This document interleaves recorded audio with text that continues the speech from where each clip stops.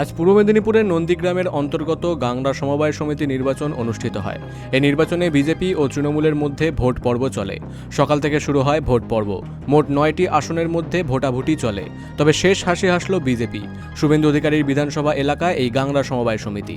এই দিন মোট 9টি আসনের মধ্যে 9টি পায় বিজেপি। শুনুন, এই সমবায় সমিতি নির্বাচনটা অরাজনৈতিক নির্বাচন। এখানে কোনো দলীয় প্রতীক থাকে না। এখানে যারা সমবায়ী তাদের প্রতিনিধি তারা মনোনীত করেন কিংবা নির্বাচিত করেন। সুতরাং এই অরাজনৈতিক নির্বাচনে একজন রাজনৈতিক ব্যক্তিত্ব হিসাবে মন্তব্য করা বাতুলতা মাত্র।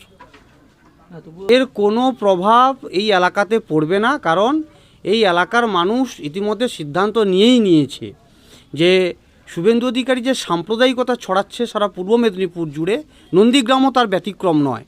সুতরাং এখানে মানুষ উন্নয়নের পক্ষে থাকবেন, সাম্প্রদায়িকতার বিপক্ষে থাকবেন।